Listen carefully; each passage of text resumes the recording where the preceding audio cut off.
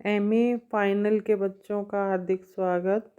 मैं अलका जैन, राजकीय महाविद्यालय किशनगढ़ से सहआचार्य हिंदी। बच्चों, हम गोदान के पात्रों का चरित्र चित्रण कर रहे थे। गत कालांश में मैंने होरी, जो कि मुख्य पात्र था, पुरुष पात्र, उसकी चर्चा की थी। आज हम उसकी पत्नी, जो कि महिला पात्र में मुख्य पात्र है, धनिया, उसका चरित्र चित्रण करेंगे। धनिया के मुख्य बिंदु जो हैं आपके सामने स्क्रीन पर हैं। हम जो है उसकी विस्तृत चर्चा कर रहे हैं। धनिया गोदान उपन्यास की नायिका हैं, इसलिए वह कथा के केंद्र में हमेशा रही हैं। उपन्यास में पहले पृष्ठ से लेकर अंतिम पृष्ठ तक धनिया उपस्थित रही हैं। धनिया इस उपन्यास के नायक होरी की पत्नी है और कृषक स्त्री के रूप में वह संपूर्ण वेदना को भोगती, झेलती है, जो इस अभिशप्त समाज के में शोषण के कारण किसान और उसके परिवार को अनिवार्यतः सहनी पड़ती है। धनिया का चरित्र भारतीय ग्रामीण नारी का प्रतिनिधित्व करता है। जीवन पर निर्धनता की चक्की में पिसने वाली धनिया जो है बराबर संघर्ष करती हुई अपनी क्षमता का परिचय देती है। निश्चय ही वह एक अद्वितीय नारी स्वरूप है। शोषण के अवाध चक्र में पिसता हुआ होरी धनिया के बिना अधूरा है। धनिया के बाह्य व्यक्तित्व में इस्पात जैसी कठोरता है, तो उसके अंतर्मन में करुणा, ममत्व से भरा हुआ है। होरी और धनिया का जीवन प्रेमचंद में आपस में एक ऐसा एकाकार कर दिया है कि हम उसे एक दूसरे से अलग करके नहीं देख सकते। विपन्नता के इस अथाह सागर में सुहाग की वह तृण, या जिसे पकड़े हुए वह सागर को पार कर रही थी, ऐसा उसका स्वरूप है। वह स्नेहमयी, कर्तव्यपरायण पत्नी होने के साथ साथ ममता भरी माता भी है। उपन्यासकार ने होरी के चरित्र को पूर्णता देने के लिए ही धनिया को निर्मित किया है। जीवन संघर्ष को निरंतर झेलने वाली धनिया 36 वर्ष की अवस्था में ही बहुत ही उम्र की लगती है। उसके बाल पक गए थे, चेहरे पे झुर्रियाँ पड़ गई थी, सारी देह ढल गई थी, सुंदर गेहुआ रंग सांवला हो गया था और आँखों से कम सूझने भी लगा था। दुख और विपदा में सदैव पति का साथ देने वाली धनिया होरी के सीधेपन पर उसे क्रोध आता है, किंतु जब धनिया होरी से लड़ती है तो रणचंडी बनकर जो अपनी वाणी का प्रहार करती है, उससे होरी भी परास्त हो जाता है। देखिए उसके संवाद। जब वो अपने पति से उल्हाना देते हुए लड़ती है और उसके पुत्र के बीच में आने पर उसे हटाती है। तू हट जा गोबर, देखूं तो क्या करता है मेरा। दरोगा जी बैठे हैं, इसकी हिम्मत देखूं। घर में तलाशी होने से इसकी इज्जत जाती है। अपनी मेहरिया को सारे गांव के सामने लतियाने से इसकी इज्जत नहीं जाती। यही तो वीरों का धर्म है। बड़ा वीर है तो किसी मर्द से लड़े, जिसकी बाह पकड़ कर लाया उसे मार कर बहादुर न कहलाएगा। तू समझता होगा कि मैं उसे रोटी कपड़ा देता हूँ। आज से अपना घर संभाल।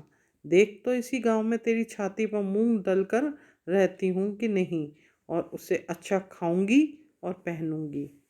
इस तरह उसका दबंग होकर बोलना निर्भीक और निडरता का जो है परिचय देता है। होरी को इस स्थिति में धनिया से परास्त होना पड़ता है। वह जानता है कि स्त्री के सामने पुरुष कितना निर्बल है। होरी तो अपने भाइयों के आरोप चुपचाप सहन कर लेता है, पर धनिया मुंह तोड़ जवाब देती है। गांव भर में वह अपने लड़ाकू स्वभाव के लिए प्रसिद्ध है, इसलिए लोग उससे कतराते हैं। होरी की गाय को देखने सारा गांव आया, लेकिन उसके अपने भाई न आए। इस पर धनिया साफ कहती है, मैंने तुमसे 100 बार 1000 बार कह दिया, मेरे मुंह पर भाइयों का बखान न किया करो। उनका नाम सुनकर मेरी देह में आग लग जाती है।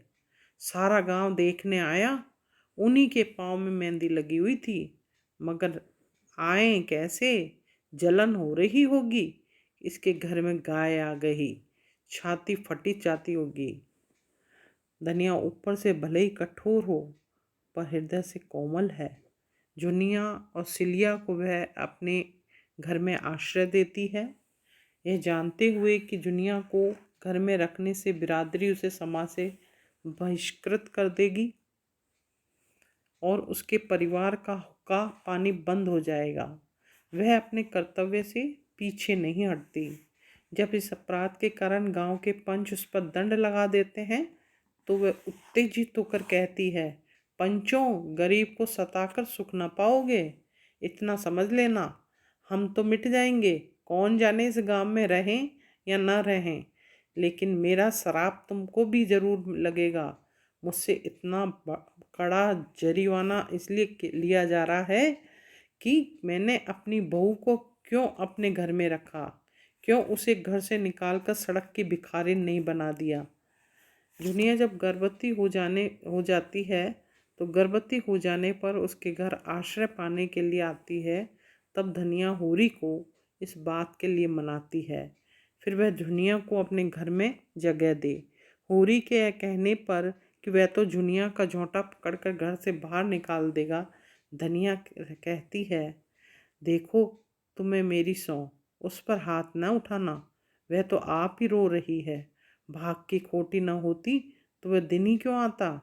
प्रेमचंद ने धनिया के चरित्र को यहाँ जो गरिमा प्रदान किए हैं, वह अपूर्व है। जुनिया को पहले उसने गालियाँ सुनाई थी, फिर जब जुनिया उसके आश्वासन भरे शब्दों को सुनकर उसके पैरों से लिपट गई, तो उसने कहा, वही साध्वी जिसने होरी के सिवा किसी पुरुष को आंख भर देखा भी न था, इस पापिष्टा को गले लगाए उसकी आंखें पोंछ रही थी और उसके त्रस्त हृदय को अपने कोमल शब्दों से शांत कर रही थी, जैसे कोई चिड़िया अपने बच्चों के परों में छिपाए बैठी हो। जब दाता दीन धनिया से कहते हैं कि तुम्हें इस दुष्ट दुनिया को अपने घर में नहीं रखना चाहिए, तब वह तमक कर कहती है, तुमको कुल प्रतिष्ठा इतनी प्यारी नहीं है महाराज कि इसके पीछे एक जीव की हत्या कर डालते। ब्याहता न सही, पर उसकी बाँह तो पकड़ी है, मेरे बेटे ने किस मुंह से निकाल देती। जुनिया तो फिर भी उसके बेटे की बहू थी, सिलिया से तो उसकी कोई नाता न था, किंतु धनिया का मातृत्व उस निराश्रित को भी शरण देता है। सिलिया को उसको अपने माँ बाप ने ठुकरा दिया और दाता दीन ने अपने घर में न घुसने दिया, लेकिन धनिया करुणाद्र होकर सिलिया से कहती है, जगह की कौन कमी है बेटी, तू चल मेरे घर रह। होरी के यह कहने पर कि उससे दाता दीन बिगड़ेंगे, वह कहते हैं, बिगड़ेंगे तो एक रोटी वैसी खा लेंगे, क्या करेंगे, कोई उनकी दबेल थोड़ी ही है। इस तरह जो है धनिया यहाँ अपनी जो है दबंगता भी दिखाती है, वह मातृत्व भावना से युक्त इस स्वरूप में दिखाई देती है। तो बच्चों, आगे हम करेंगे अगला चरित्र तत्व संघर्ष से जूझती नारी से। अभी हम यहाँ समाप्त करते हैं, मिलेंगे अगले कालांश में। धन्यवाद।